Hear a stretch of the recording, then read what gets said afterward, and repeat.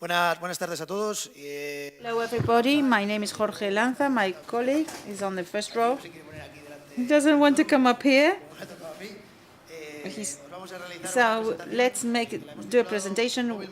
The mobile killed the smart card. It's Alberto's idea. He would choose this title to make it more catchy. We go back to the 80s when the radio killed the radio star. What we want to do with this workshop is to make an introduction to the smart card. I'm going to ask you a question. You know what is the smart card? And now the second question. How many of you have paid today with your credit card? How many of you have used the bus? How many of you have used your ID card just to show it to someone? Unfortunately, very few people use it. How many of you, if you have Apple Pay, have paid with your mobile? How many of you, if you have Android, have paid with your mobile? I'm sure that more than one person here would say, yes, I've paid with that. All this that we've done and this thing that we have in our wallets, these are smart cards. It's the technology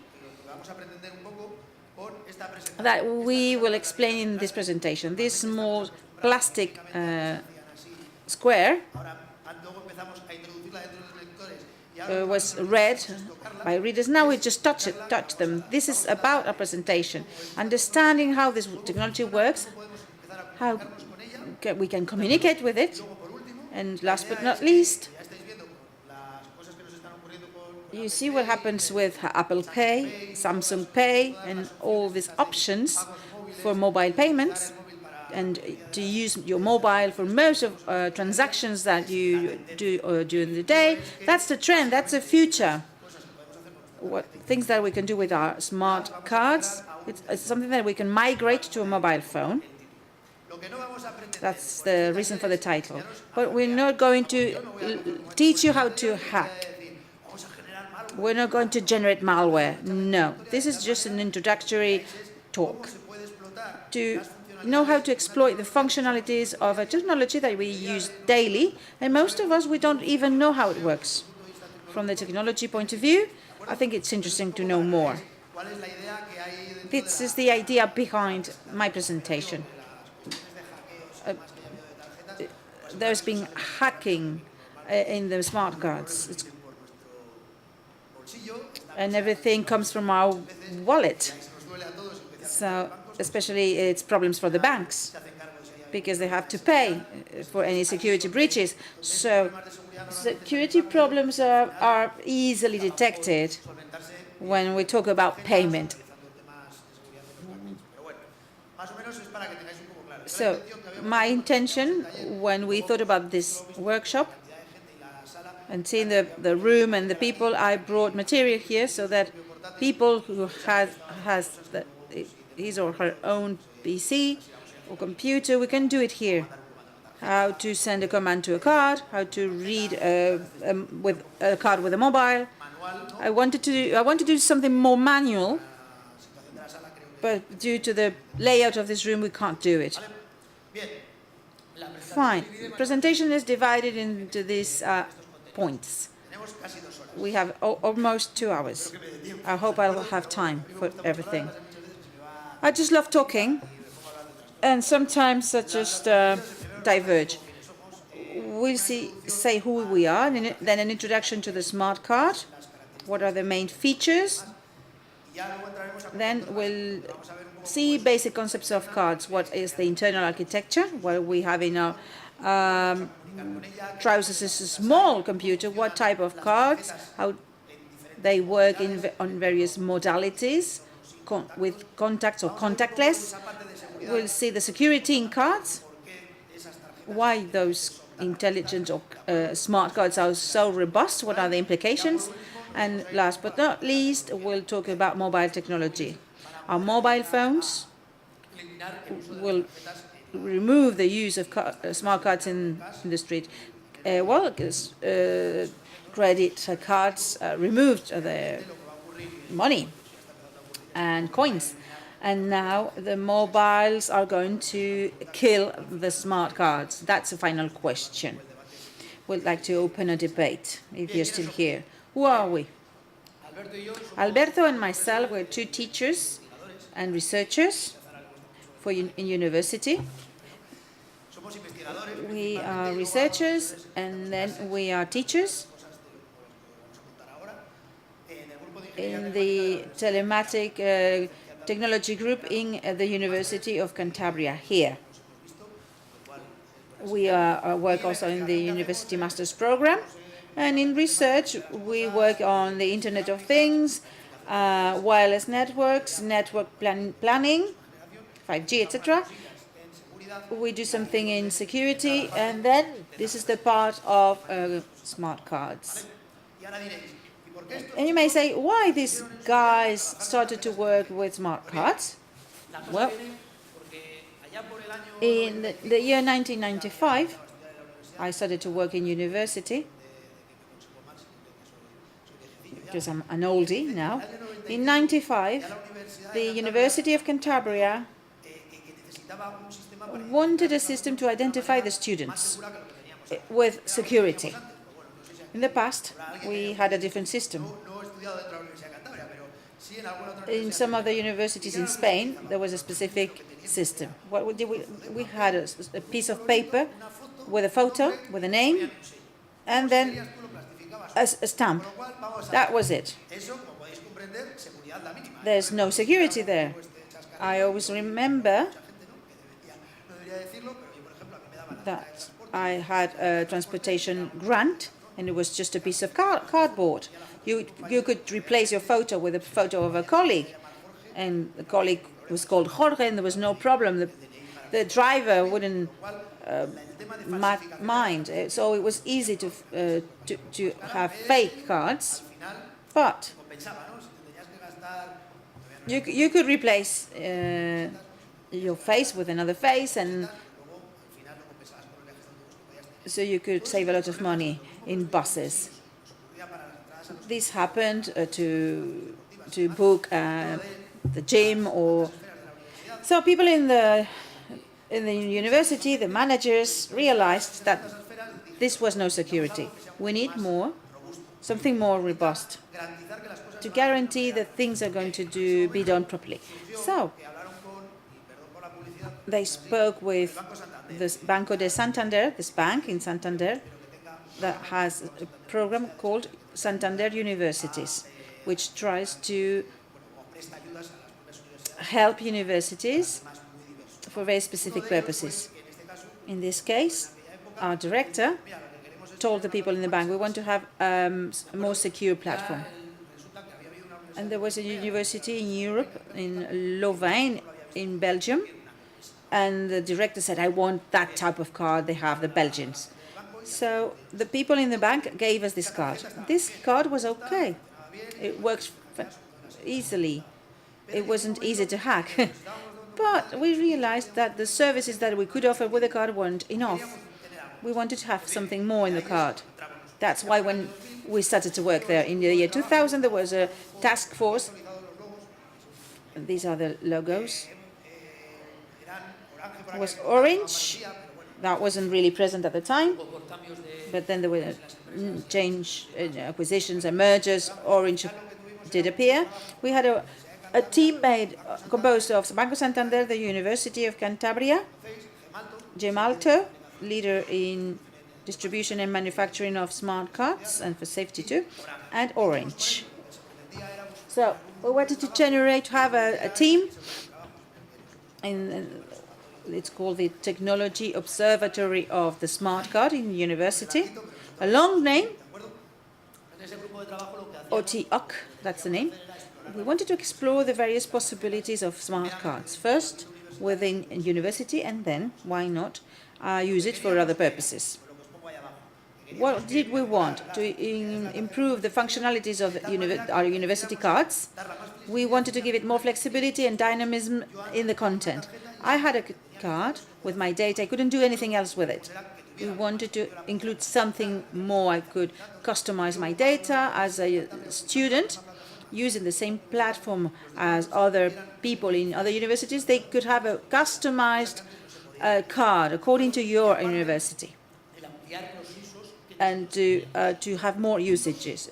If I customize it, I could include more applications in this card. So we wanted to give life to our card. That's what we did. Here you see all the services that this card had in a single card. These are external and internal applications in the card.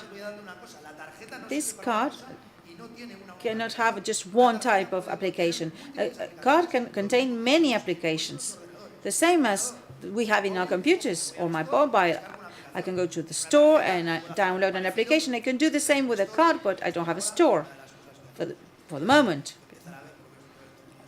I like to have that in university. I don't have a store with applications, but I may have applications inside the card that I can use. That's the reason why not many people in the world work with smart cards. In Spain, with the exception of people in Gemalto or JID or Vertor, these are manufacturers, or CNMT for our ID card. This ID card at national level is very powerful. 3.0. We should use this digital ID card. It's full of applications. So your ID card is expensive because you can do a lot of things with it and nobody does anything with the ID card. Let's see the functionalities of these cards so that we can start using them. So I always start with this. It's my wallet. As you can see, it's kind of a brick more than a wallet. This is a part, but lately I don't want to take all this. I have another card set in my pocket with lots of papers. These are the ones I use in my daily life. I pay with these. This is university card, another for payment, another one for the gym. Then I have the bus card, etc. These series of cards, well, that's what you have in your pockets too. And I'm sure I'm right. What do you think? I'm not a magician. I'm not a magician, but if I could do this, wow. All these cards, we can have them all in just one card. Would you buy my idea? Of course. Technology allows for that in a single card.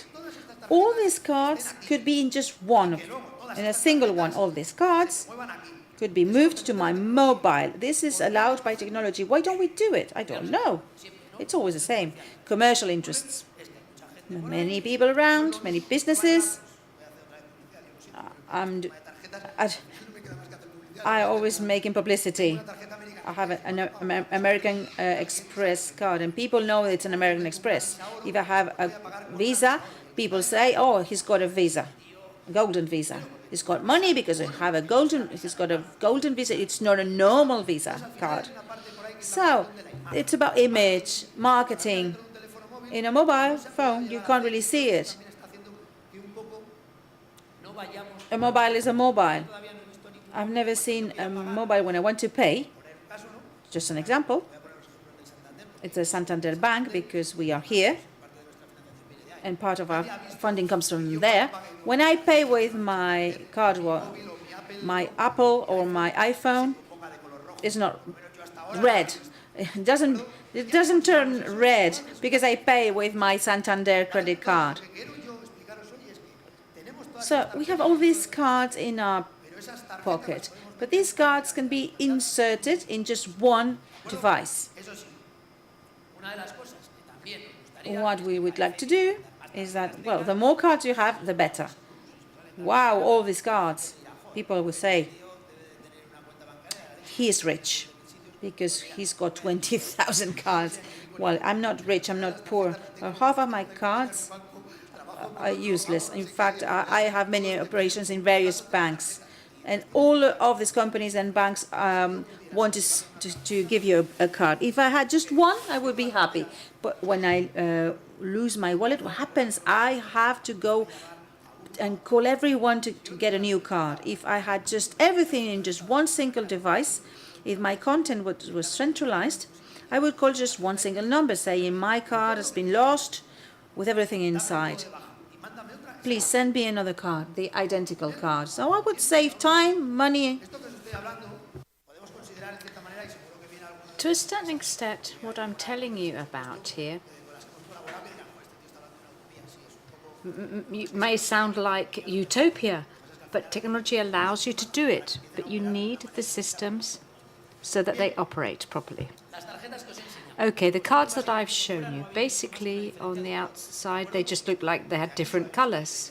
That's all you can see.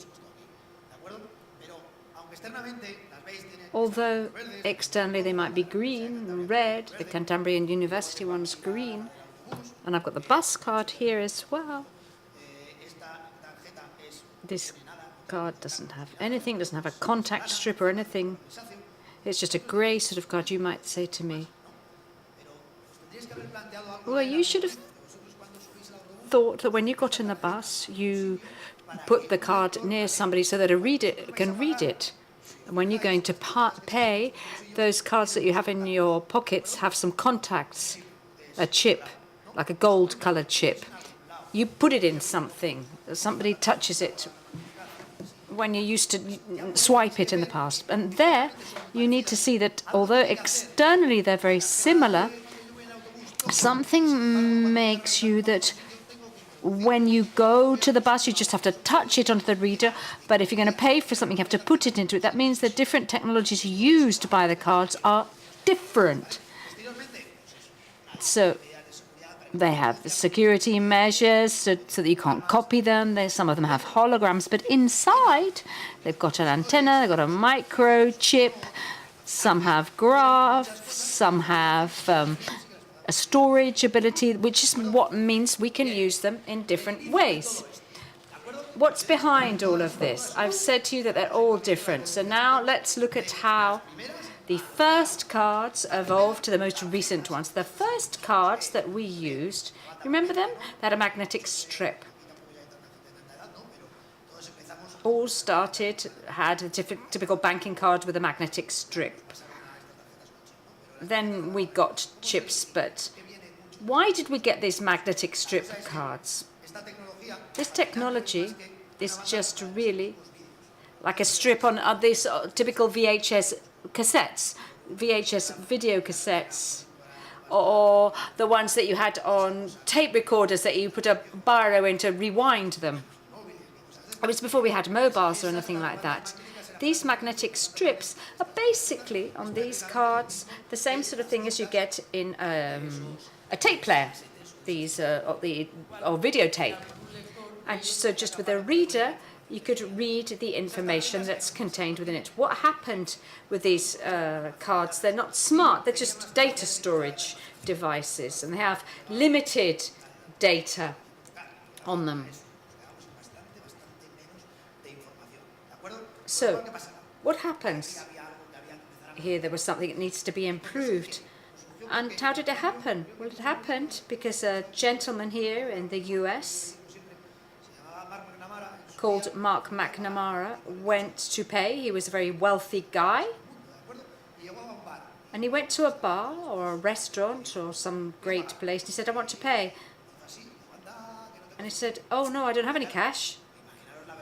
And imagine if it happens to you and we're not very wealthy, but imagine if it's somebody that's got thousands of millions of dollars and he says he can't pay and suddenly thought, I've got to have something that identifies me as a person that's got money so that I can pay. That's when cards started. That's when the magnetic strip was added. The magnetic strip initially had just information about the person, but they're so easy to fake that security layers were added. But there's a problem. We could still carry on copying these cards, carry on copying them, and if you can copy something, you could probably reuse it. Do you think that the information that the people that have done it got pin anchored into the cards. No. The pin's not clear in the card, but it's encrypted so that people don't know the pin if you read the magnetic strip. So remember that the pin isn't in the magnetic strip. But if the card, which has that magnetic strip which is not smart but actually dumb, when the card carries out a transaction, it's not able to identify the person that's doing the transaction. In the past, if I went to a cash machine, I put my card in the cash machine could read the card, and so if I type my PIN in, that's okay. They say that, okay, this card belongs to this gentleman. But did we know that the cash machine was the cash machine that we thought it was? There was no way for the card to check the cash machine. You think if you go to the cash machine with a card, you think you're going to the bank, and all those things you've seen on the television of people who have taken money out with copied cards. That's because the card doesn't identify the cash machine.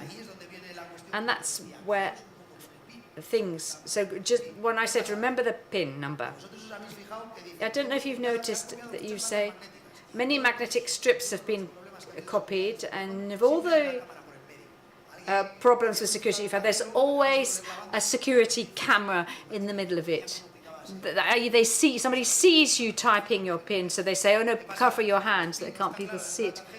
As the PIN's not clearly in the card, even if they copy your magnetic strip, they still need to rob you to have your PIN number. That's why this way of getting money out of cash point comes in this way. These programs that record. But that's because the card isn't able to identify the cash machine. If the card can identify the cash machine, the card would be able to detect that the cash machine had been modified, and they would reject the operation. So automatically they check each other and reject the operation. And that's where the new thing comes along that we need. And this new thing that we need is a smart card. Okay, you've seen the evolution so far. I don't want to talk about protocols. I'm trying to make it easy to understand. Let's hope we've got time. What's a smart card? I define it as the following. There's probably more technical definitions, but what it is a bit of plastic. Usually this plastic has an embedded chip, and this embedded chip gives the card smartness or not, because it may be an embedded chip that isn't smart. What's this chip look like? Well, the chip follows the architecture of a von Neumann machine. It has a CPU, it has a ROM memory, and then a RAM memory, and another one which is a bit like a hard disk. That's what a card is. That's what the architecture of a smart chip is. And many of you, I'm sure you've opened the computer of your house, and everything that I'm telling to you is what you've got in your computers. All you need is some kind of a ventilator or some kind of a light to make it look like a computer. But that's what it is. If you look, it's exactly the same as what you've got in a computer. What else do you need? You've got a microchip, you've got memory, and then you need some input and output interfaces, which on a computer today are screens and keyboards and anything else that you can put up there. Other kinds of things. So here, the input and output interfaces are these yellow contacts. I'll show you a couple of photos of them. Below them is where you've got the microchip. And when I put the card into a reader, the reader is able to send signals and feed the card, because these cards don't have a battery. You can plug your computer in, but these don't have batteries. And there's another kind of card who, instead of having chips, what they have is a little antenna. And this antenna, what it does is it has some readers that send these wireless sounds. And some people say, you know, they produce cancer or they don't, or whatever. But they're very low power. It's not like the mobiles. But anyway, the thing is, there's some readers that induce a current, and this current induced within the card is sufficient not just to feed it, but also to send data to it. So the signal is sent not just food, it doesn't just feed it, but it gives it data. So you've got contactless and contact data. And so what somebody actually had the great idea of joining both things, both of them together. If you look at your banking cards, you'll have some little icons, which are like little antenna. But you've also got the contacts. So you can have a contactless payment and other not, but you can use both. And both interfaces are accepting the same, accessing the same microchip, the same memory in the same way. To give you a comparison, the oldest of you in the room, I don't know who the previous speaker, what his name was, but when he showed these computers from university, this friend of his had done all these things. All these computers were the ones that we used. When I started out working here, these are the ones that we used. And there you can see that these computers, like the Commodore C64 and the IBM 5100, the functions offered by these computers are actually far more limited than the smart card that you have today. So just gives you an idea of the technological development that the world has undergone. What I find fun when I had my Spectrum and I spent 10 to 15 minutes trying to get into a game and all the noise it made, and at the end of the day the game fell apart. You youngsters haven't seen that. There's sometimes it's worthwhile looking back in time to understand why we are where we are today. And when I teach at university, I always like youngsters to see the old side of things, because they're gonna, if they see the old things, they'll see how far we've advanced. Wireless technology. What was the first thing that you did when you came here today? You asked for the wireless password. When I started in IT, there was no internet. The internet that existed when it arrived was really expensive. There were no mobile phones. If you had a mobile phone, you were the greatest of the great. And now everybody has a mobile phone. So a little bit of this workshop is educational. And it's important to understand, because we've understood how technology has evolved, but youngsters today take technology as something that's normal, and they do things without thinking about them. And I think some people have already heard me say this: be careful what you upload onto Facebook or Twitter. Don't think just because everybody else does it, it doesn't matter. If you raise your hand, if you actually read the terms and conditions when you access Gmail or Twitter, nobody ever raises their hand. Nobody ever reads these terms and conditions. So I'm a bit of a weirdo because I always read them. Anyway, there you see how we've evolved to such an extent that now our cards have more capacity than the initial computers. So it's got a CPU, processor, it's got communication interfaces, memory, and what does it offer us? It's adaptable, dynamic, flexible, it's easy to use. I mean, how do you know? Who here doesn't know how to use a banking card? Honestly, for goodness sake. Okay? So it's easy to use. It's good performance. When we go and pay for the bus, or you use the underground, or you carry out an operation, it seems instantaneous. I mean, it does things really quickly. And what about the cost? It's for you, it's free, because the bank doesn't charge you for having this card. Or maybe they charge you 15 euros if you're overdrawn, but normally it's free. And if the one on the bus, maybe it's €1 or whatever. But it's very, very attractive. And also it follows a series of standards. Virtually all cards are standardized in the way they operate. And it's important because we talk a lot about security, but the fact that they meet standards, that means that it's much easier to keep these systems securities, because if a standard breaks, the standard that's broken, if lots of people are using it, you'll find a solution and somebody will realize that and publish it, or that's their intention. But if I've got proprietary systems, they're mine, and you can publish them or not. Yesterday, or day before yesterday, I heard about the route to access Apple's. But the same with the operating system of Windows.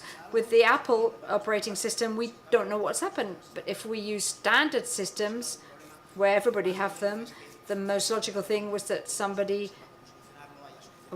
would have given the solution to solve it. That's why I say a lot of the standards are there, because I think it's a very important part of cards. So I've given you the characteristics. We've got contact cards and contact-less cards. It's a piece of plastic with a microchip in it. Let's have a look at a photo of a card. That's what a card looks like. It's an X-ray of a card. I didn't do the X-ray. And the other one is the X-ray of the Canterbury University, well, actually of any university around the world, because they're standardized systems. They're functionalities that can be used, and there are lots and lots of places where you can use it. It's the same university card that you can use anywhere around the world. And what's more, we're lucky that much of the development of these cards came from this university, so there you've got it. I need a laser pointer, but here you can see the chip. And the thing is, you can't see what's below the chip, believe me. And there you can see the antenna. And on the right, you can see one which has got an antenna all the way around the card. That's a university card. On the left, you've got a card which just has the antenna in the middle of it. There you can see where it says Maestro. So it's a payment card, of course. Why in one case do you have the antenna all the way around and the other just in the middle? Maybe I'll give you the reply. If you look, when you pick up a credit card, it's got it'll have a name on it, sort of embossed on it. Imagine that they embossed it on top of the antenna. That would really destroy the antenna. So, in these cases, today, what they've done, and this is all standardized as to where you put it, they only have the antenna in that part of the card so as not to get it destroyed when somebody embosses your name on it. However, the university one, and this is mine here, the university one, this card, is completely flat. They just screen print my name on it. They don't need this raised, embossed.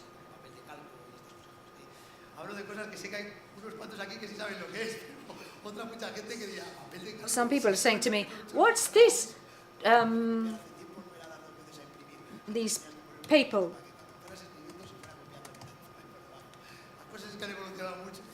Things have evolved a lot. But anyway, this card is not going to be used. It doesn't need to be embossed, so it's like a printer that's specially for cards, but just on a piece of paper. As you can see, next to the chips where the contacts are, you can see there's some black dots or an area which is a little whiter. That's where the chip joins the antenna. So the input and output interface meets the chip and the antenna. So what does it look like inside? You can do this, by the way. When one of your credit cards expires, instead of cutting it up, by the way, you have to cut through the chip because payment information is on the chip, not the magnetic strip. So if you cut through the chip, that's so much the better. But if after having cut through the chip or at some moment when it's expired, so you can see it, if you bend it a lot, you pick up the card, you can unstick the chip and you can see how it's made inside. The same if you heat it, you can melt the plastic, because at the end this is just plastic. You just pull the plastic away, and in those cards where there's an antenna, you can see what's inside them. So don't be afraid. Just cut it up when it's no longer valid, or just play with it.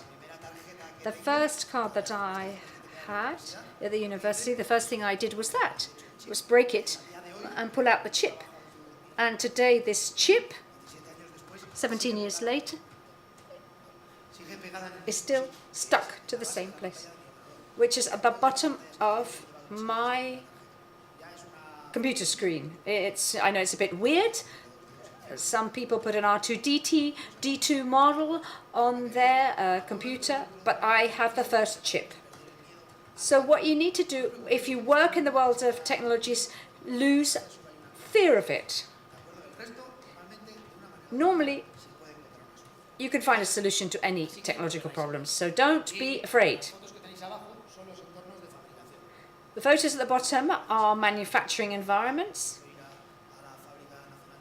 You can go to the National Mint, and I've been lucky enough to go to the National Mint. I've also gone to an assembly factory, and you can see how the cards are printed, how the chips are printed.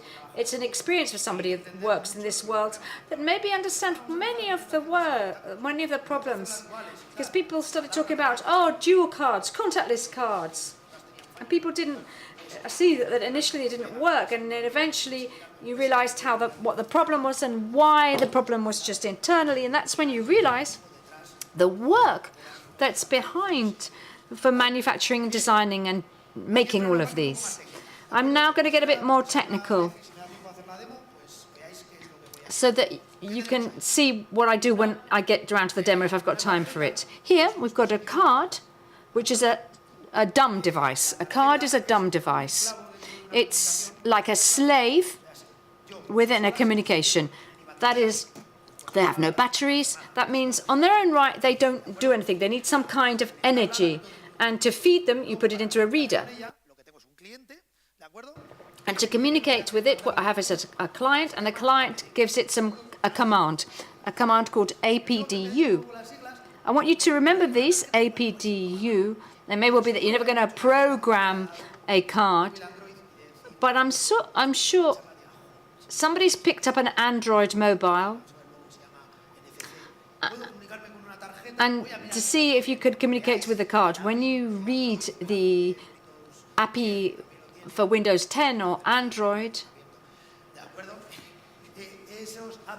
you'll see this word which says APDU. It's the Application Protocol Data Unit. I'm not going to go too technical.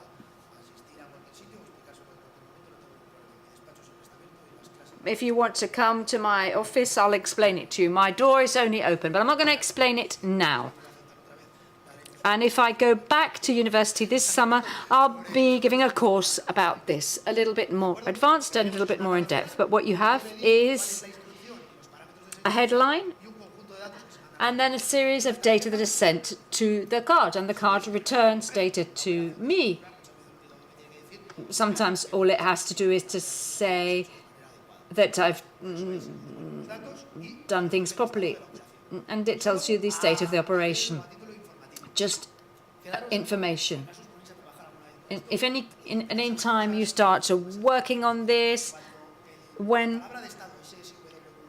SW1 and SW2 is in hexadecimal, or if it's 9000, it's 2 bytes with 9000. That means that what you've done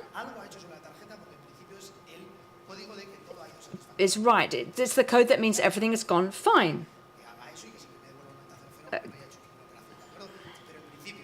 But basically, if these systems are certified, this in the end is the message that the card returns to us to say that everything is correct. Just to give you an idea. And now I'm saying to you that the card is a dumb device. It's a slave device. It needs to be fed. And when I feed my card, the card, to know that it's activated,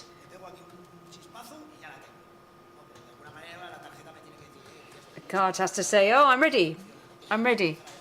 I can now return things. So at that moment, the card, what it does, it sends a message called ATR, answer to reset. This message returns information, which in the end is information about the protocols, the times, and the way physically what sort of protocol I should use. From that moment onwards, I can start exchanging messages. That is, the application sends an APDU to the reader goes to the card collects it within the card. There's this APDU processor, which shares, if it's APDU is type 1, I do this. If it's type 3, I do this. It's just like a dispatcher, where depending upon the instruction code, it does one thing or another. And as a result of this operation, which is called a function, you get the response, and you get it in the application. And then the client will decide what to do. So the card just obeys orders. That's all it does. So what you've got is a processor, a chip. It's got memory, etc. So let's start to talk about how this chip works. What's the operating system? What's the features that I have within this card? This is the first idea. The features that we're most used to, even though I say this, all sorts of things can be done. The cards that we have in the university, the banking cards and technology that allow us, and I always give that example, they allow us to, you can do the Zero game or the sinking the battleship game, and they've got applications for cryptography. For example, our ID number use a cryptographic system with electronic signatures, etc. But just to give you an idea of the fact that the card is like a little mini computer, and you can program it. I can program a calculator. I can program whatever I fancy. It just doesn't just store data in files. So, if the majority of them are based just on storing files safely, these cards are normally just mono application cards. But the ones that we're interested in, and the ones that we've been working on since the year 2000, are multi-application cards. They're a little bit more expensive, but this compensates the fact that I can do the magic trick. I can put a lot of functionalities. To give you an example of this presentation, I didn't want to talk about the university card, but it has identification, transportation, payments, retention is electronic signature and access control. This can be a different application within the card. When I click on Word or I click on PowerPoint, and there's a different application that is opening, well, exactly the same. It happens in the card. The only difference, the card has all the threads open at the same time, but they can interact with all the applications in an independent way. With security, the information in an application is going to be seen by the other applications. So there are firewalls between the applications. That's important. if you could be able to do something and have a transportation application or a payment application, and the transportation application is able to take data out of the payment application. That's a problem. The card certifications allow for those security holes. This is not the magic solution, but maybe it's one of the portable, safe devices, one of the best that we can use in the world. People prefer to put it in a USB memory, but it's safer when using a card. So, multi-applications. We are interested by multiple applications. There are many operating systems for this. Some of them are based on .NET, but the most evolved system is Java card. Java. Well, it rings a bell if you know how to program in Java. In just one afternoon, in less than an afternoon, if my students have done it in 2 hours, you can do it too. In one morning, you can do it.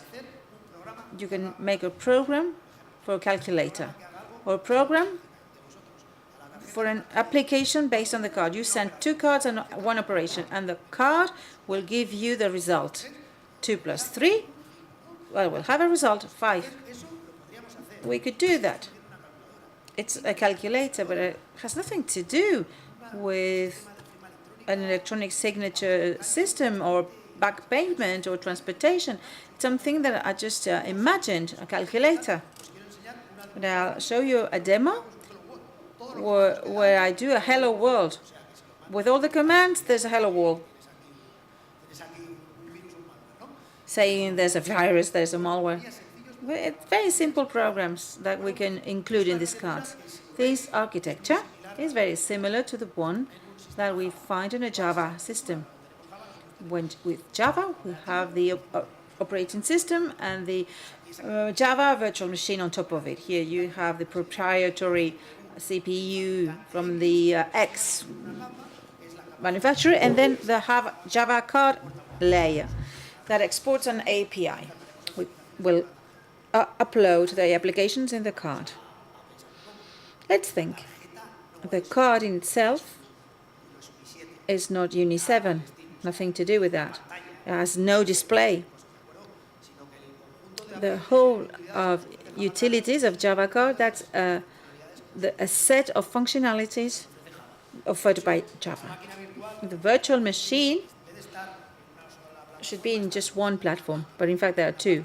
Part of the virtual machine is the own card in the card, and another one is outside the card in your computer. Plus, the compilation and bytecode generation is done outside. When the code is executable, then the code, I put it in the card. The card just executes. When we do it with a normal virtual machine, there's always conversions. Apart from that, these Java card functionalities plus a specification called Global Platform allows us to unload, download applications, updating the content, and many other things. So, we had a card. It was just a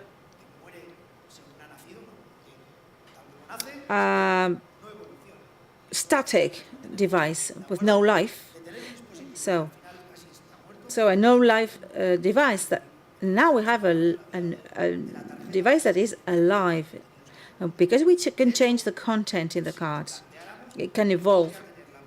I could have the university application here instead of making new cards. I could have my card for all my life using this technology. I'm just doing upgrades. Well, your ID card. We had a version 2.0 with contact. Now we have contactless. With upgrades, we could make an updating of the ID card content, but now they've had the security hole, so that's why they're thinking about that. We have public transport, payments, and others. It's an animation. These small squares are different applications. We'll see what is my fair, disfire, calypso, but in fact you're using that every day. Then payment, EMV, contact, contactless. You don't know what EMV. When you raised your hand saying, I have paid with this, you paid with EMV. That's in the card. So I generate my first card, my basic card, and this is the multi-applications philosophy. This is the basic card with those applications. Now I'll give you the university example because I know it well, because the audience is quite young, and because I suppose there are students here. Have this card. I'm a student in this university, and I say, I go to the University of Alcalá de Henares in Madrid, because one of the speakers was from Alcalá. Okay.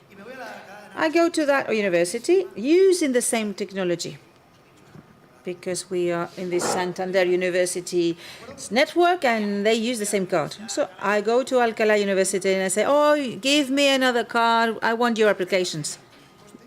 This card has a cost and I would have to pay again. But if I have multi-applications, I can say, I'll go there because they don't use my fare 4K, but they use this fire. In my university, I didn't have the electronic signature. In Alcalá, they use it, so I can include it. It's about corporate spirit. Sometimes I'm in white, but sometimes I'm in red, and sometimes I have the green jacket from the University of Cantabria. I'm green. I'm from this university. The Alcalá has a blue card. It has a logo saying this is a valid university card. I don't mind the color. It's not about the color of your card. If you pay with your Santander credit card, they say, no, it's blue, I can't accept it. There is a Maestro MasterCard logo or American Express. It's about the layout, it's not about the color, but I love my corporate spirit. I am from the University of Cantabria, but I always belong to a space, and it's here. So it's the same card, and then I go to Madrid, and they say, they don't know that I'm a teacher. I have a card, and I'm a very hard-working people. I'm late. I have to get out of the university because I'm working late. So there's a new application inside, access. Now there's an update. We have an agreement signed with Jim using this technology, and I can put it in the card. Oh, yeah, I say yes, because I'll be in Madrid for 3 months. I love to go to the gym, so I please ask you to put my gym application inside. So I register into the gym, and I have the application inside. With the same card that I used in Santander, now I can do it in Madrid with zero cost. I'm just updating the applications. If I had a store, I could customize my card. This is a multi-application card. And now, let's talk about security. Is this a secure card? Yes. There's nothing secure in this world anyway. Maybe the listeners or people saying, I hacked this card. Of course, some of them have been hacked. But basically, these devices are very safe. They have visual security measures. Sometimes we just show it with a photo, sometimes. So you can show your card with micro-impression, holograms, UV inks. Sometimes there's a signature behind the card. We should sign it, but nobody does it. because we use the chip and pin. We don't sign the receipts, but it would be good to sign them. Somebody said that when the magnetic strip cards were used, he tried to cheat on a supermarket. He bought a TV and he paid. And when he signed, instead of signing, well, the cashier never looks. And well, sometimes you just show your ID. Well, it wasn't the same signature. When the charge came to the supermarket, well, the guy said, I didn't do this purchase. You didn't? No, I didn't buy it with my card. No. What happens? The cashiers say, show me the receipt. And the receipt hadn't the same signature. The signature wasn't your signature, so you didn't buy the TV. But it was you. And there's the data protection law that we have. We're going to have a new directive. The data protection law is a new one, and we can ask for our data to be erased. So not all the places do implement the data protection law. So the guy said, take the video from that day when I was paying at this cashier. It was so expensive to look for that video. In fact, he had a free TV and he got the money back. And you see what happens. We're talking about malware, but there's hacking of words. It's about cheating with Spanish and Latin. And we are always trying to cheat. People think like that way. It's a pity. So it's possible to hack a smart card, yes, but we need deep knowledge and big machines. Oh, and there are additional problems, but we need to analyze if the test modes of the cards are habilitated. We need to make an internal analysis of circuits. And now cards don't keep all the data in consecutive memory. So we need to have a machine that allows us to alter the operational mode of the card in order to slow down the functioning. And trying to touch this, to modify it, it's quite difficult. When we open it and when we inject the light, well, the card loses the data if you try to open it. When we communicate with the card, it's about authentic. Yes, it's logic security. To communicate with the card is going to implement a procedures through which there's a mutual authentication need. The reader and the card have to authenticate with specific keys.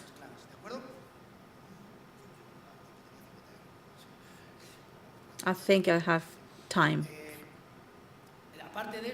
Apart from that, every time there's a key, these procedures are very common with HTTPS. We're not always using the same key.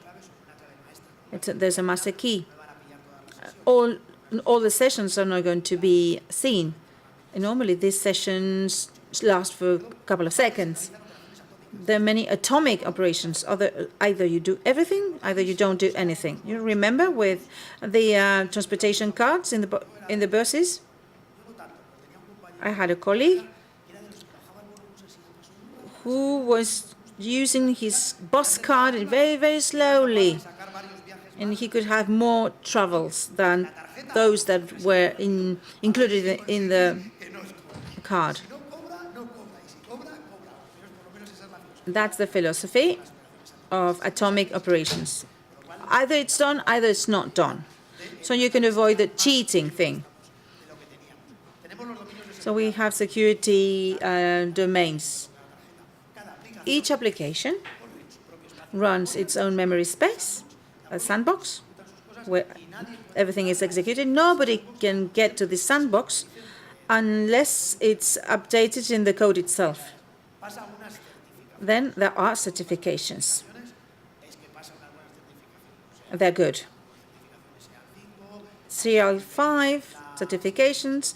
If it's broken, or if we modify something in the card, this certification is cancelled, and the manufacturer says you've modified it. So the certifications are very serious, and they're done with laboratories. So the card is secure. If it's not, if there's a problem, it's their responsibility. It's for the manufacturers and it's for the certifiers. So it's about black box and white box. There are operations into the card, knowing what it has to do, and in other occasions it doesn't know what it has to do. We developed part of the code that was inside this card. Imagine that nobody's certifying this card, nor the code. And I say, you've seen the command. It's a heading and some data. If I take a command, a standard command, and inside my code I say that a random chain of 256 bytes pushes 100 euros in an electronic wallet, you know that nobody would find it. If there are no strong certification processes, it's difficult to find that. So nobody's going to send the cards because it's very slow. It's slower than a computer. I can't use this system in a very rapid way. The 256 bytes, I don't know how many operations we need to check it all, but operations are done according to the code that I give. It's analyzed before a card is put into the market. So there's an inspection, and I think it's quite robust inspection of those features. Then, normally, the card is not used as a single device. It's used as a second factor, a third factor of authentication. So, you know, identification is what I have and what I know and what I am. So my PIN is what I know, the card is mine, and then, if you like it, and I'm not in favor, well, you can still use your finger on your mobile. So I have just one print. If one day I lose this print, people say it's kept in a very secure way. Well, people say it's safe. Well, I just have one finger. My finger cannot be changed. So today I can assure you that I've never used my finger just in the ID card in Spain because I just can't have another choice. I'm not using my fingerprint.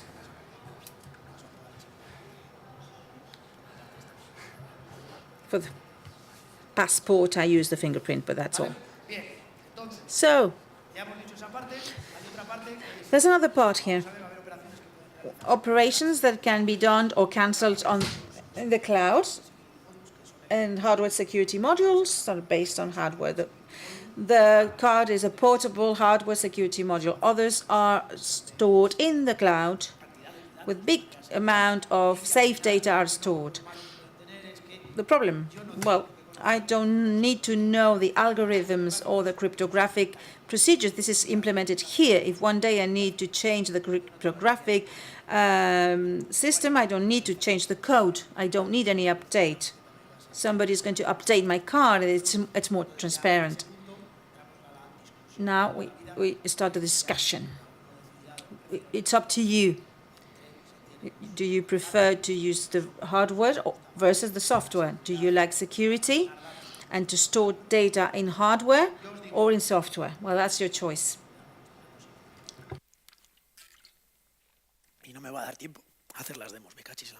I won't have time for the demos. In hardware environments and the software environments, if you use your ID card, people have done their tax return with this electronic certificate. It's a digital certificate, and we kept it in our computer. The talk that we had before with the malware, able to see the content of our computers, what happens? I don't know if you know anything about private and public symmetric key. Our private key is in our computer. Somebody could take the certificate with a private key, and that's the end of it. One day, I had no home, no house, because a person has used that. And my digital ID is my private key. So they've used that information and they sold my house with a new ID card, with the readers. I didn't speak about cost. But when you put the ID card in the reader, the authentication operations are done within the card. The private key doesn't get out of here. I can lose my private key if I lose my card. You're able to do thorough inspections in the card. You would be able to read the content of the card. There's a security violation is due to a library, specific library, and then you can obtain the private key, but they couldn't get to the numbers, really. So when we do our tax return and we use the smart card, there's great robustness. It's sure, it's a secure operation. It was us signing those papers. Nobody else can hack our identity. I was talking about cost. What's the cost of these cards? The less expensive is less than €1, and the most expensive, €30 each. These are market values and cost for one unit, because banks buy millions of cards. But your bus card in Santander, it's a Mayfair Classic card. You can buy it for less than €1 in eBay. This card is Java card. You have to request it, and it's around €20 a piece. I can't give them to you because these cards, I use them for my demos and my workshops. But you can see the keys, and you can start working with that. You need a reader for that. What is a reader?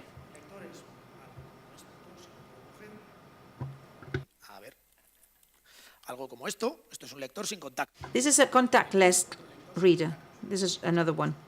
It's quite big. Well, you can use it at home, but it's not portable. Look, I've got this other reader with the demos. This is it. This is just this part. This is another reader. I use it with the old ID card. This is a contact reader. I put my card here. That's it. Here, this is contactless. I just approach the card. Well, they're very small. The cost. I bought them recently. This is 25 to 30 euros. Then we have more expensive readers. But I tell you, this is the most expensive readers are not the best. It's not just about buying expensive devices. You have to look at the market first and see the functionalities of each reader. With this, I can do operations to transfer data to a mobile. With the one that costs 70 euros, I can't do that much. But from the aesthetic point of view, it's beautiful. I've got it in a box. It's beautiful. It's cooler, but I can't do as many things as with the cheap reader. Any questions? Following? Let's talk. We can talk later. And now let's talk about the other parts. We've talked about security in the cards. And I said I was using this card with a reader. But what's being used more and more is the touch, the contactless technologies. My kids, when they were born, what do? They touch. Babies touch. And everybody knows how to touch things.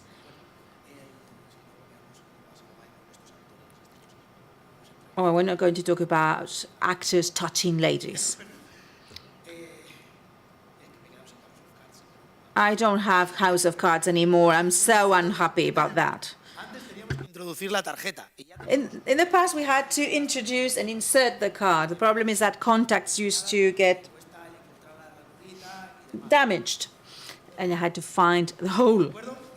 And now we have the contactless technology, which is easier. I just need to touch it, and it's quite easy. When I get to the bus, I just approach my card from the machine to the machine, and it works. Sometimes I don't even need to get my card out of my wallet because it works perfectly well. Let's see how these contactless technologies work. So we have contactless technologies. It was created in the year 83. It started with the RFID technology. This technology, radio frequency technology, worked in the 860 to 960 megahertz. That's the frequency range, depending on the countries. With several meters distance, that's a coverage, with very small memories and limited processing capacity. These tags, because in fact there were stickers or tags,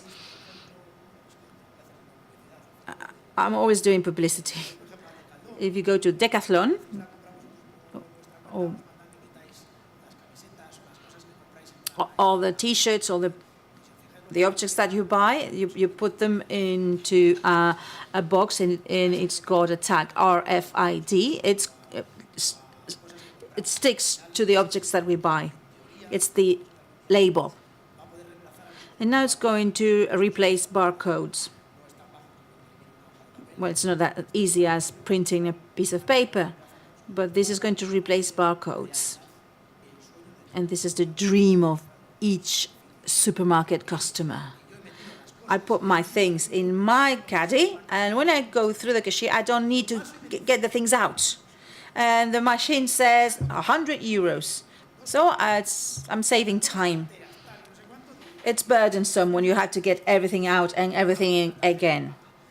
So it's easy.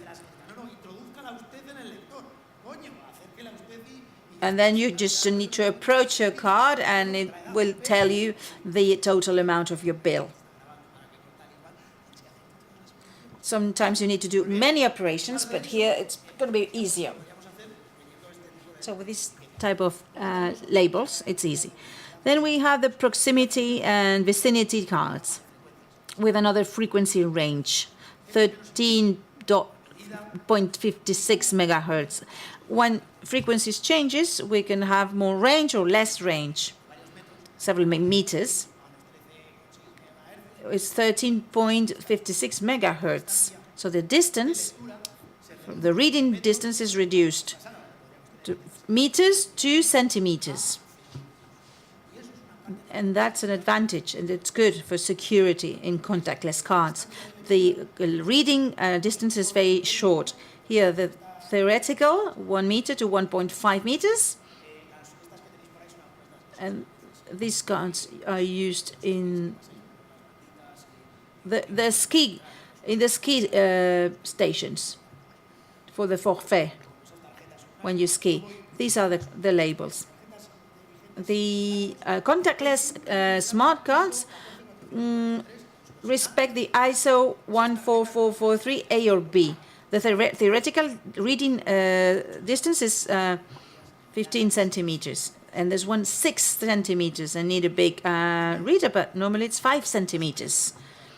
What we do when we go into the bus, we always touch it. And normally people start to push it and to press it, but you don't need it. You just approach it to the reader, and it's okay.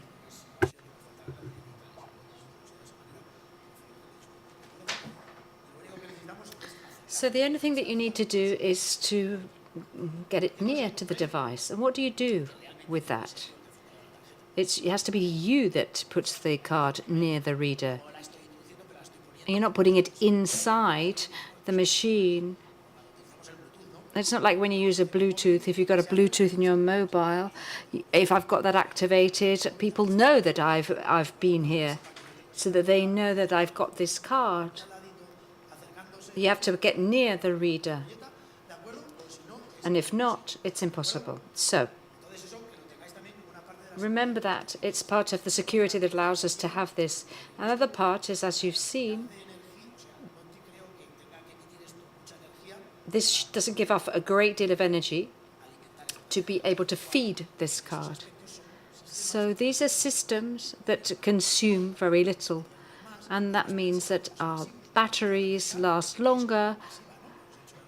They're active or passive, and if it's an passive element, and in this case cards are dumb, you could even manage to pay when you didn't have battery in your mobile with the systems that we have now. You could do it with the systems that we have now.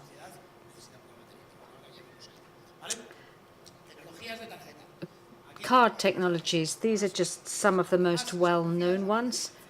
The most well-known one is MyFair. Then you've got MyFair Classic, MyFair Desfire, that have different memory capacities, but they're standardized. If you look in internet, you can find all different information about this. For example, I've got access to Desfire, and in the one that I've got Desfire, and there's a watermark with my name on it, and so you can avoid filtering. So MyFair Classic, if you look for MyFair Classic or MyFair Ultralight, you'll find them. There's something I want you to see here, which is they're proprietary, and some are the B type. Your ID card is a B type. But when they send the APDUs, they still operate in the same way. But as for the radio signal, that's slightly different. I've only got half an hour left, so I won't go into that. So we've got cryptography, because we're talking here about security. And you can see that the Ultralight Classic have an algorithm which says crypto. Can you see it? Crypto. But DES, you've probably heard of DES, yeah? And I think it's tomorrow or one day there's a talk about DES.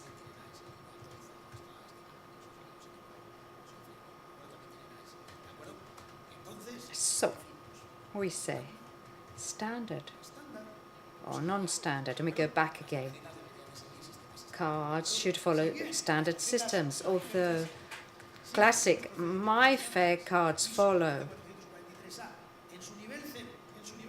standards at level 1 and at level 2 and level 3.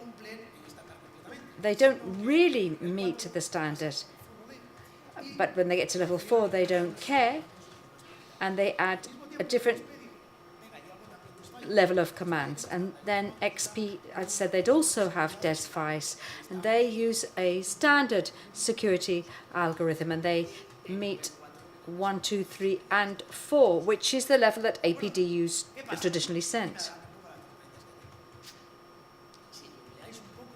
If you Google or Bing or Yahoo,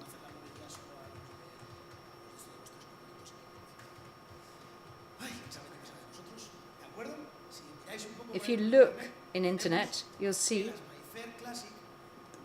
classic MyFair, security's been broken, violated, and even so, we use it virtually every day. We pay our bus for that, and the same we do in Cantabria. They do in about 20,000 million places around the world. There are lots of access controls still use this. What I mean is that it's been violated, and we'll see the consequences of this. What we have to say is that, there's a security failure. How many people are going to make use of this hole in security? Because, it's not like a Trojan.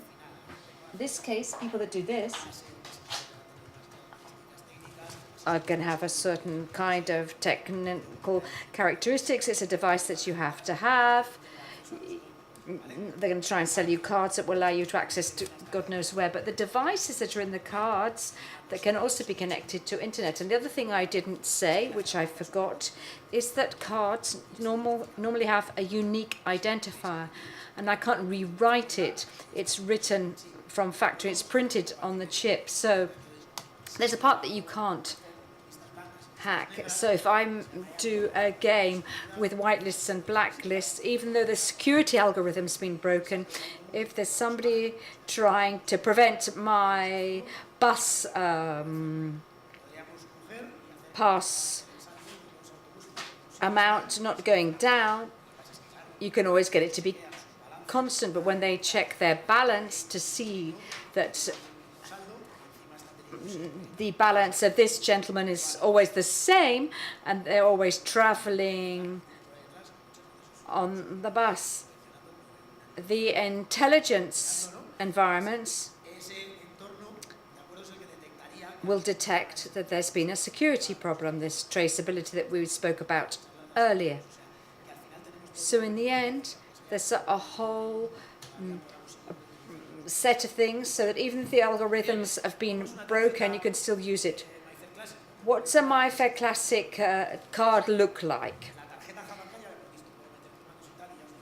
We've already seen the Java card.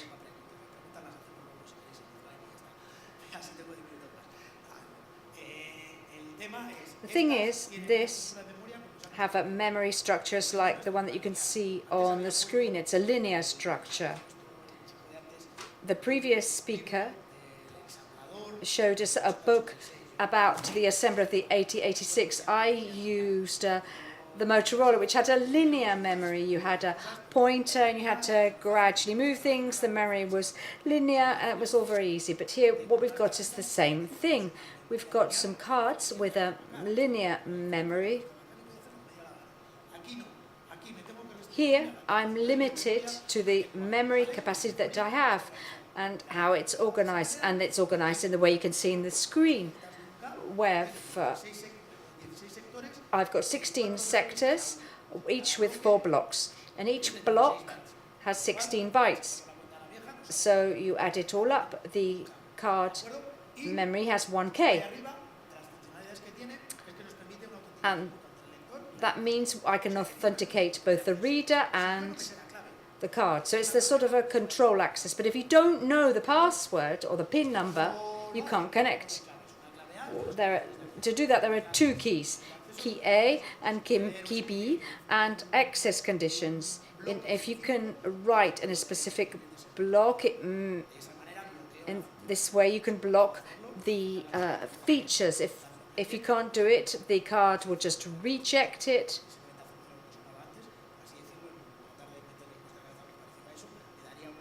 Or it would say error. That's where mutual authentication comes from. And that's where the crypt algorithms problems come from, because it's a proprietary algorithm of NXP, and a university, a Dutch university, started to analyze mathematically how the crypto algorithm works. And they found that from a certain number of operations onwards that were faulty, they were able to find out the system keys. So from the number of faults, you can end up finding the correct. So,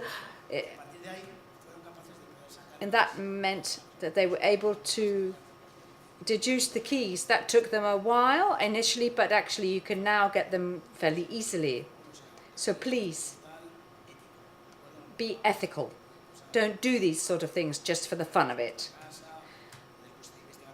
You can investigate in internet, but I'm not going to give you any sort of references to these kinds of things. I've always told my students when they do this that if you're caught and you go to trial, then I will not be there to defend you. In fact, completely the opposite. We've all got our business, and we don't like people upsetting us, so don't upset other people.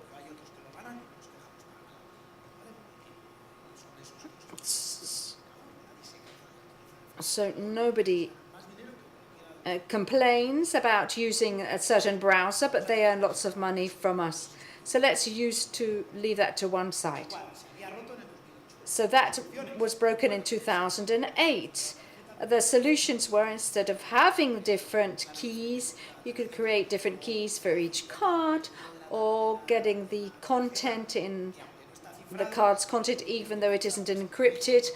I can encrypt it for every operation that I use and can store it in different accounts. There are different alternatives so that even the way we authenticate with a card is being broken, I can still do it. In any case, NXP said that instead of using the non-standard procedure, which is crypto, I'm going to use more standard ones. So they issued some new cards called MyFair Plus, which is the same as MyFair Classic, but instead of using crypto, they use ICE 128. But what happens is that all the systems that are out in the street, they don't use ICE, they use the crypto system. And unless you go to a big city, for example, which has 500 buses and that uses this thing, maybe they've got 500 buses and they say you need to have to invest on the charging machines, the adding up machines, and a whole load of cards just to get the white list and separate from the black lists. And I'll bet you that not 10 cities will do that, of all the cities in the world. And in fact, this has happened in Santander. Some guys did this, and they actually got caught selling cards. They only managed to get 20,000 euros for this. So there are lots of zeros here, and some of the things that I've been doing, I've managed to get official card keys, and I could have loaded my card with thousands and thousands of euros and nothing would happen. But you've got to be professionally ethical. And I want to carry on working. There's no point. What's interesting here is to have this ethics, and at least, and I say this from a viewpoint of a more adult person, you need to be ethical when you do things. So we've got this other card there, which instead of using fixed identifiers of 4 or 7 bytes, or you can also use random ones. So if you use random identifiers, that gives you additional security, because let's imagine it's an access control which is just based on the card's identifier ID. If it reads my ID, when I go near the reader, I can find a way of replicate it, and I go to the reader and I go in. But if the identifier that I get is random, then first I have to authenticate, and if I have to authenticate, I need the keys, and I can't get them that easily. You need a little bit more time. So it's a while that you'd have to be near the reader, and people would realize what you were doing. And then there are other people that buy these metallic wallets so that their cards can't be deactivated. But their insurance, if people start stealing your money, you can actually ring up your insurance company, and they, as long as you let them know, they'll give you all the money back. That's why we've changed to chips, because there was a moratorium, I think it was for 2005. There was a moratorium in which if you carried on using a magnetic strip, Visa and MasterCard wouldn't reimburse the amount. It would have to be the banks and savings banks. That's why the chips were introduced. Okay, we're coming to the final part. I've just got 20 minutes left. I won't have time for demos.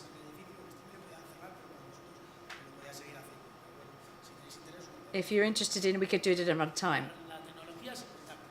Contactless technology. Let's now look at near-field communication, which is what we have in a telephone. This is a telephone that's about 4 years. And I didn't start using these sort of things until 2006. Imagine for how long we could have had all of this in a mobile phone. But there's somebody that's saying, no, no, and we don't know why. We don't know why all this technology isn't in one phone. So let's look at our cards. And they've got to a saturation point, the amount of services that they offer, because something that's missing. And what's missing in the card? What you need is a screen and a keyboard. And nowadays, if I don't communicate with the exterior, it's useless. So if I take this to an environment, which is the mobile environment, the amount of operations and things that I could do with a card would multiply exponentially. So if you've got an idea, come to me, we'll share it, we can launch it, and we'll get 50-50 or 70-30, that's fine. Many people say, oh, what can we do? What can we do? And it may well be that I can't see any other uses, but there are probably people out there that can see other uses. So if you've got any ideas, you can make a mint. Here's some figures. They're from 2014, but it's the penetration of mobile technology. How many people in this room do not have a mobile phone? Please raise your hand if you don't have a mobile phone. We've all got a mobile phone. And of these mobile phones, between the ages of 18 and 24, this is 2014, so you can imagine it's people middle age. So the penetration of mobile phone is very high. If we look at the bottom figure, which is the expectations of mobile phones that have NSCC technology, what we have to do is say that Apple did Apple Pay. And with iPhone 10, and I think with iPhone 8, you can now not just pay, but also read cards with your phone, which is great. They've opened a little bit of their system. I haven't got an Apple iPhone 10 yet, because I don't have any millions to buy it. But I would like to trial it just to see the interface. I've seen it in YouTube, but it's not the same as seeing it in reality. It's like Samantha on the telly says, it's not the same living it as saying it. What are we going to see? We're going to go from this wallet. It's all these operations, because the card can also have health information in it. There are projects which can have my data and create apps to say that, for example, if I'm diabetic, I'm not, but imagine that I am. And I have an anaphylactic shock. And somebody has to ring an ambulance. When the ambulance comes, they don't know if I'm diabetic or not, and I can't tell them whether I am or not. But perhaps you could have a card where, in addition to say that I'm diabetic, it tells them what sort of medicine I take, and that would be securely stored, that information, where only the health personnel will have the keys to access and read them, because that's the person that's going to save my life. And obviously I'm not going to close the port to my card. That is, your life records are kept safely. This is something that we did, I think 10, 12 years ago, and this project is used with PDAs. Imagine all doctors these days have a mobile, and sometimes if you go to hospital, you go to the A&E, the doctor is usually playing with a WhatsApp at the same time as treating you. And the same with my students. There's some students out there in the audience that I know are just playing with their WhatsApp, and I know that's what they're doing. So, for me, the mobile phone.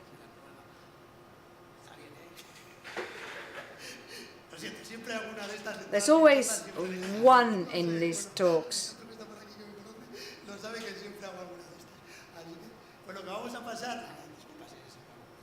Sorry, that was a joke. We're going to go from having a wallet to a normal wallet to have a wallet in a mobile. It doesn't mean you put your mobile in your wallet, although there are lots of people do that. No. What we want is for the cards to be in the mobile. That is, you have a digital wallet, so you can pay with your phone in real time.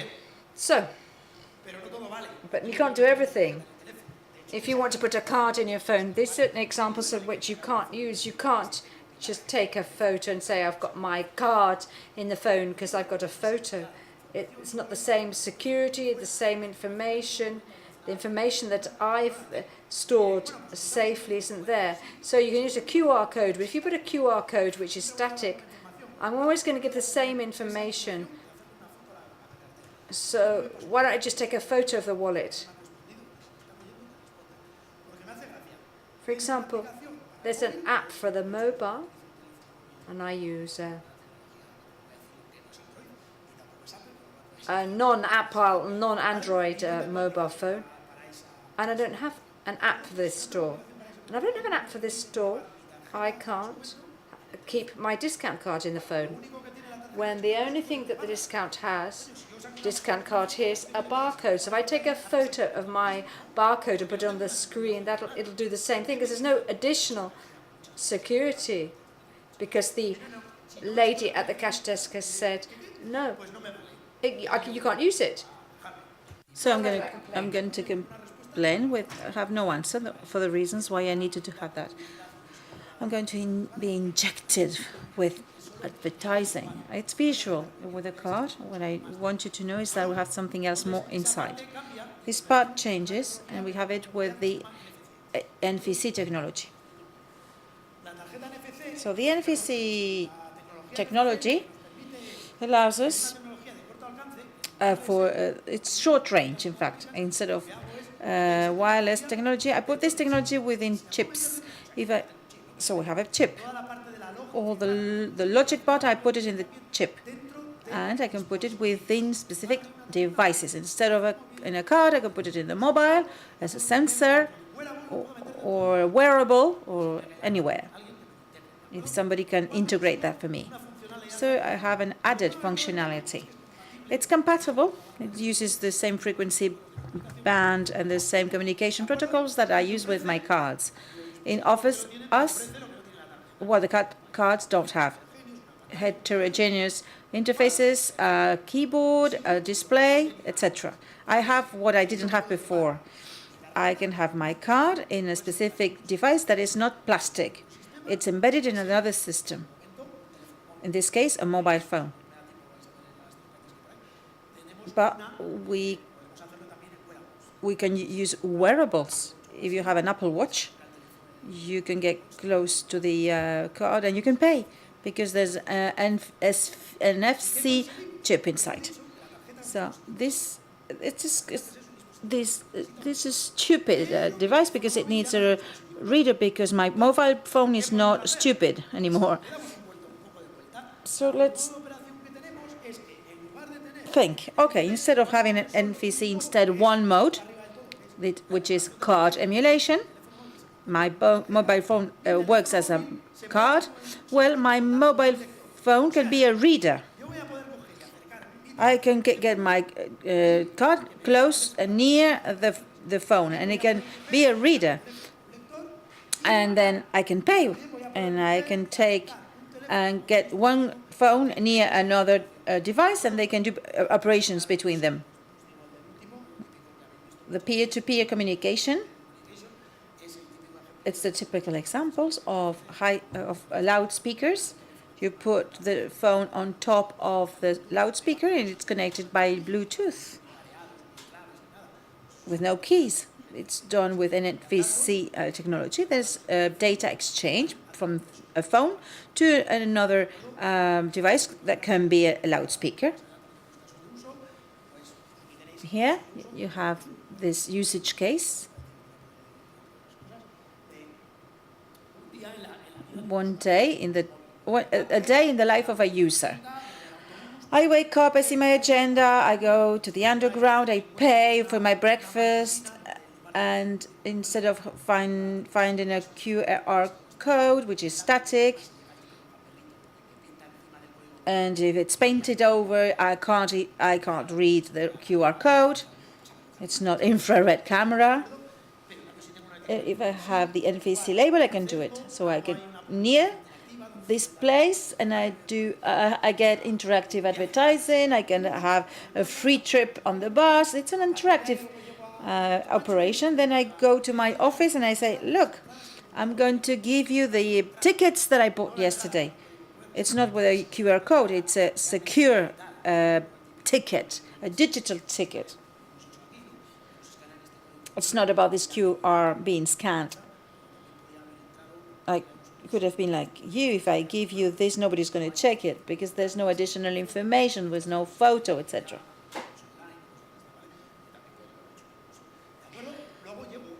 So I go to the cafeteria and I pay with my mobile phone, and then I need to go shopping.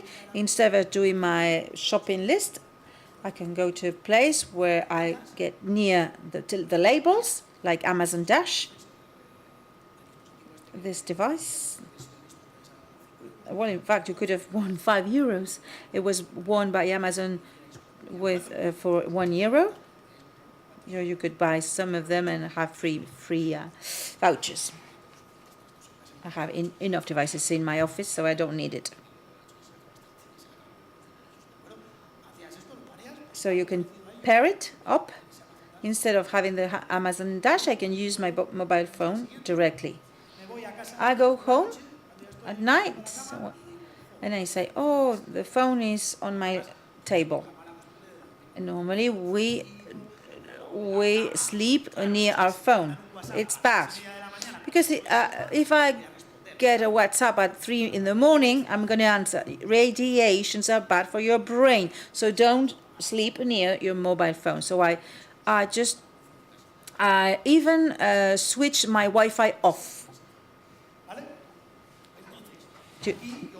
during the night. So I would use the phone here, put it on the table, and there's a label or information which will say automatically it's plane mode. Just the alarm for the alarm clock is working. When I get to my car, Bluetooth is activated. Connect to your car. I put a label. I get near to the label, and Bluetooth is activated thanks to my mobile phone. It's car mode, so that you don't get the SMSs. The display might change for big buttons to appear. All these actions we can automate because the mobile is a reader of labels. We can do many other things. The first thing that I used to do within NVC environment, it was about the washing machine. I don't need to open it up to have a contact.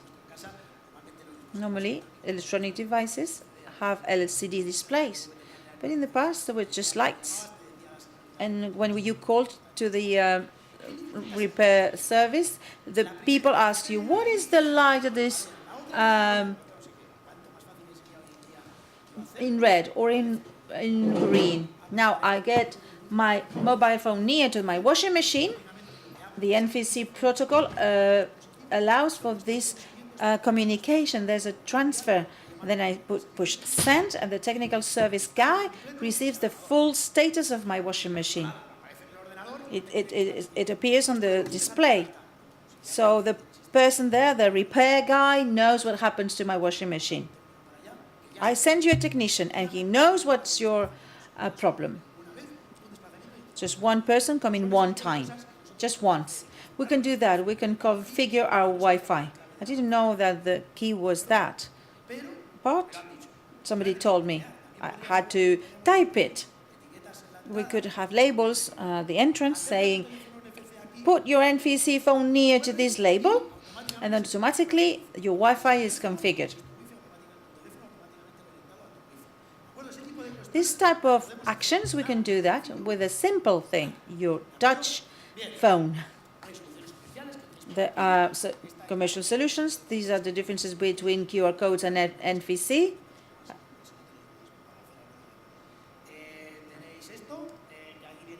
Here, maybe this is biased through and towards NFC technology. For NFC, it's fine. It requires an application. Yes.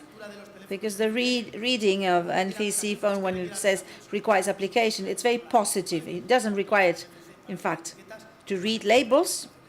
There is embedded applications in the operative system in your phone. When you get near the bus, near the bus stops, you have labels and says Mar Santander. There's a QR code.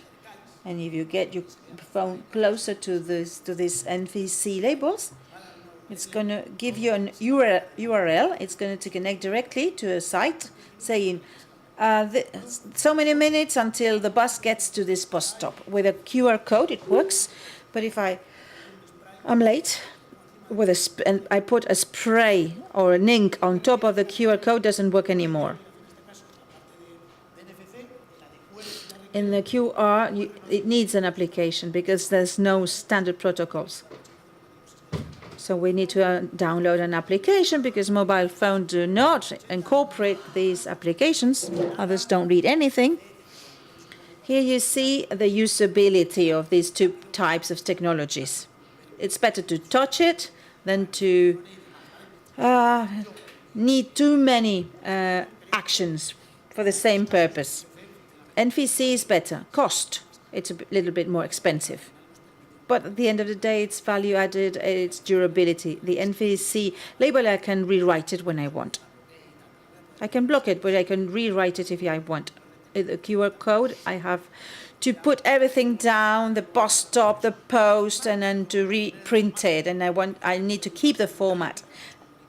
So it's better to use a label with a logo. It's nice and beautiful.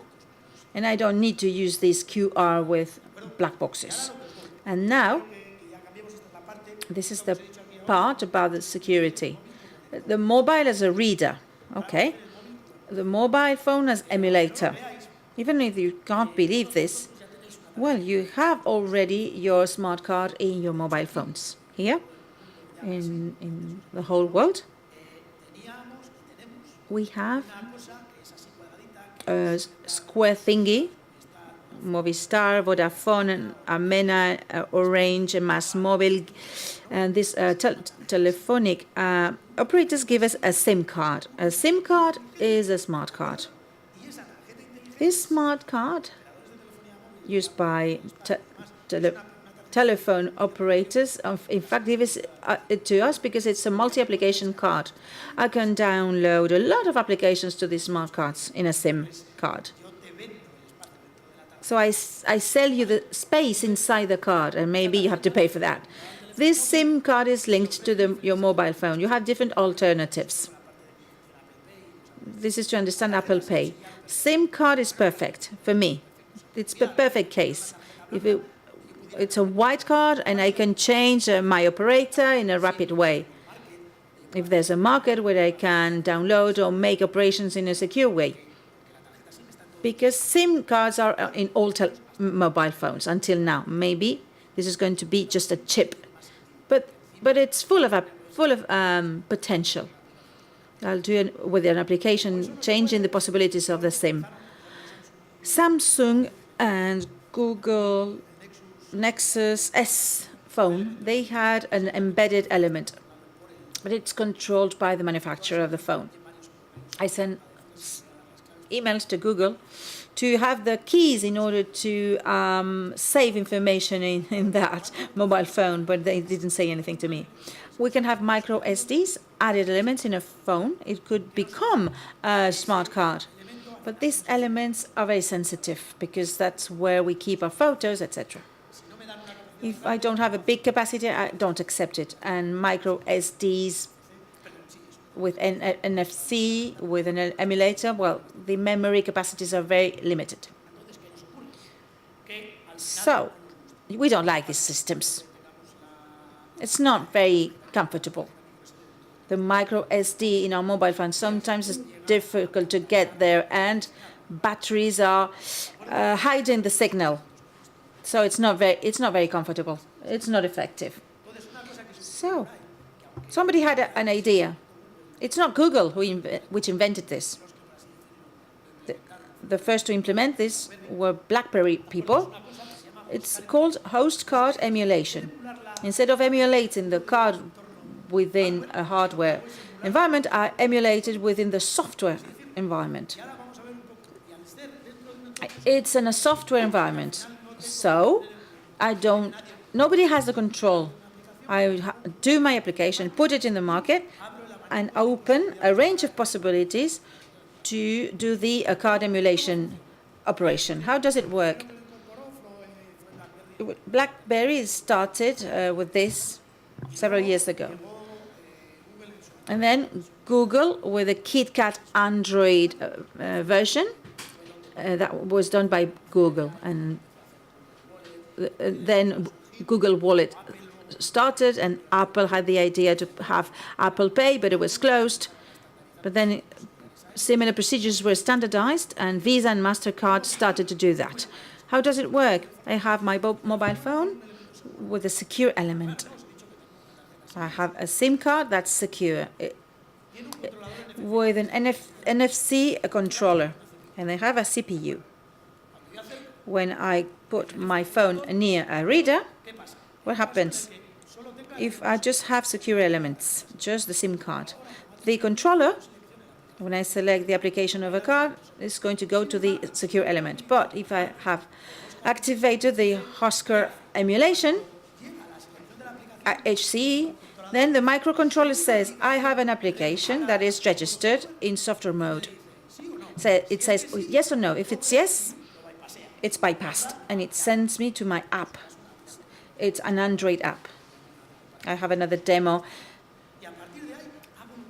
And the software then is activated, and I can do anything. My smart card can work in my app, or can be run in my app. And the whole of my smart card works in the cloud. I send the data in a secure mode with encryption, and it can get to an HSM, which is a hardware security module. And with this security, it can keep my information secure. What I do with HCE is, in fact, the US apps that go to the smart cards, now they go to Android or to iOS 10, whatever, Windows 10. You can use it in a software environment. It works in Windows 10 because I'm a user. I'm still using Windows. So I have that into my mobile application. And then I have procedures that are very similar to those that I programmed into the card. If I program the card, I just need to change the apps names, the API names. And then I can put it in an application or open a communications channel through the internet. And that's where the advantages are. I can have more implementation possibilities because I don't need to go through certifications. But I would need to have certifications. It's good, but there are drawbacks when using NVC. The SIM card, if I didn't have battery in my phone, I could continue to pay because it's a card and doesn't need any battery. So I can activate the SIM in my phone without a battery. But if I'm doing something and I need a communications interface to the external world, I need the battery. So I don't have enough battery for everything. So there we have a problem of battery. What happens when it's switched off? We can't do the operations. There's a lack of interoperability. It's standard because it's according to a standard, but we can't use the Mayfair Classic cards. And there's another problem. In all software environments, it's open to attacks, malware, etc. These malware attacks could be avoided while trying to creating a specific environment in our phones. These are environments when you root the phone, they are closed so that nobody can open them. If we use these operations, we can minimize the risk. But there's always a risk. So we emulate the card. So we have the phone, but I had an Apple Watch or this Huawei or a smart band with NFC. It's the same. I put the chip inside and I can do anything. The user is going to decide the one I prefer. I'm finishing now because it's only 3 minutes to 8 p.m. I'm not going to do the demos. How mobile payment works. You can use it with a Visa or Apple Pay. Instead of using the card only, there's a token. In fact, it's virtualizing the card. Instead of generating or keeping in my phone number my real card number, I ask and I request a token to my bank. I send my card number, send me tokens that are virtual tokens. These tokens have information related to the maximum amount of money that I can pay. It can be only linked to my mobile if I lose it, or I can use it for 2 hours, or this is the content of tokens. And I can download the tokens in my phone, and I use tokens to pay. When I pay, I give the token to the TPV. The TPV covers the network, and it matches the token that it has received with the number of, well, the real card number. The token and the card number is given to the bank, and the bank validates this operation. It's okay, you can pay. If it works, it's fantastic, and the payment is done. So we are emulating a part of a smart card with tokens, and we send tokens. And that's the end of my presentation. Just conclusions. The smart card is one of the most secure devices today. We can guarantee that. The great question, why? Because I have a lot of cards in my pocket, and if I wanted, I would prefer to have just a single card. Technology allows for this, even though it's a secure element. I'm not going to say it, but I think it's possible. There might be security problems. It's not a magic recipe. And the last, if I forget my wallet, I don't want to go home again. But if I forget my phone, I go home. I go back home. If you leave your card home, there's no problem. But if you forget your mobile phone, you go back to recover it. So if it's in my mobile phone, my cards will be there, and our mobile is our extension. I have a philosophy. When I speak with a colleague and there's a WhatsApp and he starts to answer the WhatsApp, I go around and I go away because I'm not talking to you while you're answering a WhatsApp. You don't need to answer immediately. You can wait for a minute, but now I'm wasting my time with you. So we need to have social interaction, not social networks or social media. I can say I'm a very handsome person and I'm a rich man, but in fact I'm lying. So social interaction is what I'm looking for. It's good for people here and online. People have listened to me. We've been interacting. This is one of the lessons I want to convey. And last but not least, this is my great question. When are we going to avoid plastics? Because it's always in plastic. I don't know when plastic cards will disappear. I thought there was going to be no plastics now, but in fact, we don't have the new situation when we can just forget about plastic. I'll be very happy when we don't need any cards of this type. I'll be very happy and very safe. I can open my car with my mobile phones, or when booking a car, I can send the key to my mobile and then I can open the car. the many functions that we can use with my card, or allowing our phone to read smart cards. It's your imagination. These applications will be successful thanks to you. And that's the end. Thank you. My contact, Alberto's contact, this is the observatory, the address. If you want to contact us, if you want to ask questions, please write to me. If I don't know the answer, I'll be very honest. I'll say I don't know, and I'll try to look for an answer. If you're interested, sometimes we organize courses in university and in other universities. We show the demos that I couldn't show you today, and I'm sorry for that because I didn't have time. I was going to show you the application, but after the streaming, I'll be with you if you want to see it. It's 2 hours. It's a long time. It wasn't easy. Dime, ¿tiene una pregunta el señor? There's a question. Que no sea difícil, que ya estoy cansado. I'm tired.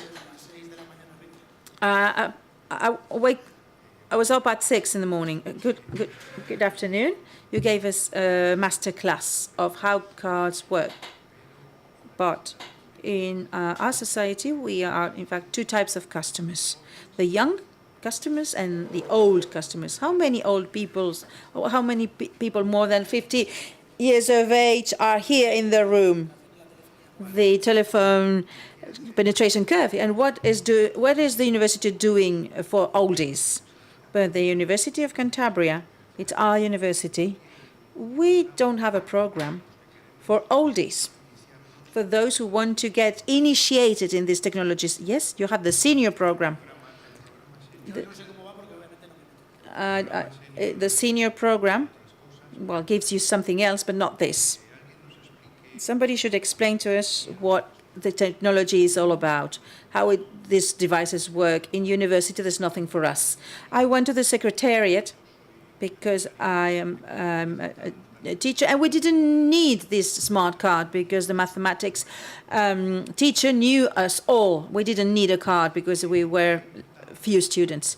I wanted the university to have something for old people, a simple thing or intermediate thing between the use and the theory. The university says that I have to register for all the subject matters. I cannot just pick one or two subject matters. What is the answer of university? Who's the person I could contact? Yes, there are dissemination activities in university, not just degrees or master's program. For instance, for this smart cards topic, last year we organized a course, summer course, like WIMP courses. These are specialization courses for specific topics. We organized this course for smart cards.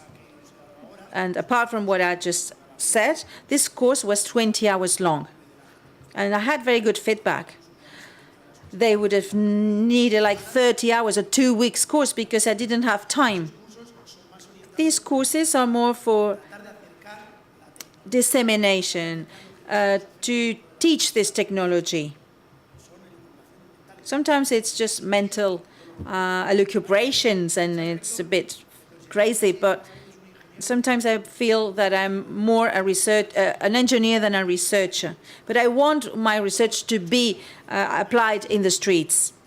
That's why we're here. I come here to show you something that you use every day so that you can understand it. So we have courses, summer courses. We have the science weeks, and we have other activities that are organized from time to time, visits. And additionally, I can give you an example because I have students here. You have my email and my phone number. If you have any technology query and questions, please ask me and come to my classes because you are invited. Maybe people in university are going to be very, very cross at me. People are paying for the degree course, but I do online courses. It's called Open Courseware, These are online courses in the website of the university. And this is the same in other Spanish universities and in the US. You have EDX platforms, Myriads, Coursera, etc. You have courses, the university courses. Even if you don't believe me, there's a guy giving courses. Well, I watched it. I watched videos, the machine learning courses. There are interesting online courses through videos. It's not done in our university. We have online courses on machine learning that are for free, they're open, but they don't give you the degree. Normally you pay registration for the degree. But you can go and listen to the classes, to the courses. But there's a list of courses that you can choose. My job in the university is not secured, not more than 3 years, so maybe I'm a nothing in university. So it depends more on the high spheres. If you people want to learn more, they would need to allow you to pay your registration fee for specific subject matters or for specific lectures. How does WhatsApp work? What about Internet of Things? We'll teach how this works. We do it in our courses, and I do agree with you. Instead of registering for the full courses, you could pick one specific subject matter. Maybe you can do it. My recommendation is that you have to go to the university or online courses, summer courses, science weeks, with people like us that do dissemination, and then we can be in contact. We're not a shell. We're not a closed shell. We are open to society. We just love it. We've done a lot of videos showing how this the smart city works. The news services have followed us. We've taken part in conferences and congresses. This is free here today, you see? This course, even if you don't believe me, and I told a colleague what I've done it in my practice, in my tuition. When I did this several years ago, and the price was thousands of euros. I had to pay thousands of euros for this. And now it's free. This is a very specific technology. All these talks, in fact, this is done by university. And I honestly think that university is offering activities of this type. And I can offer you what I can. If I have time, okay, we can sit down together on Saturday, and then I can go with you, and I'll say hello to my wife, and I will explain, and I answer your questions. Alberto would do the same. We are ready.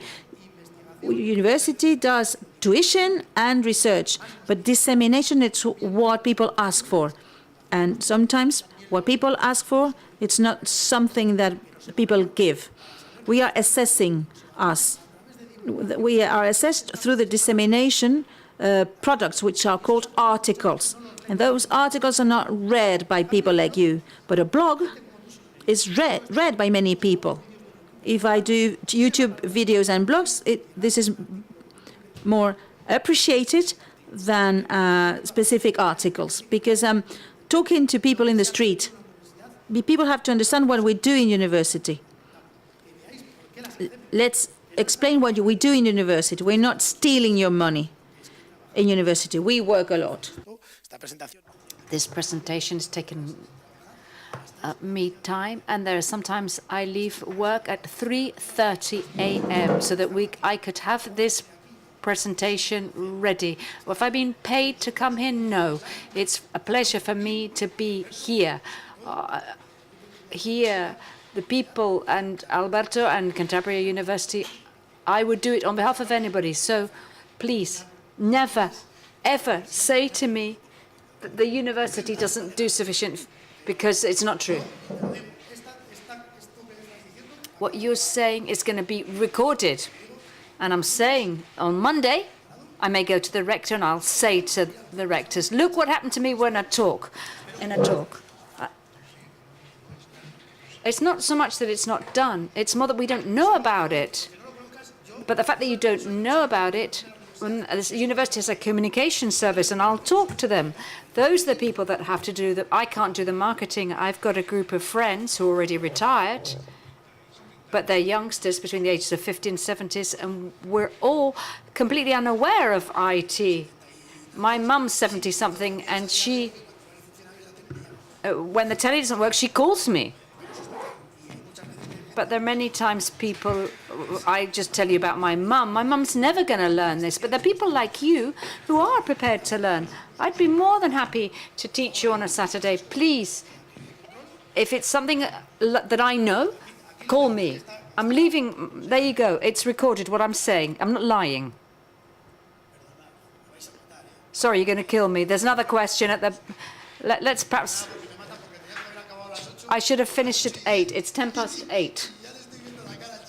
And I can see the face of the technicians. And I don't know what time they close this building. Okay, truly. There, you've got my contact details, please. If you want to know about cards, please contact us. Come to the IT building of Canterbury University. It's been a pleasure, and I hope to be able to see you back here another year. Thank you.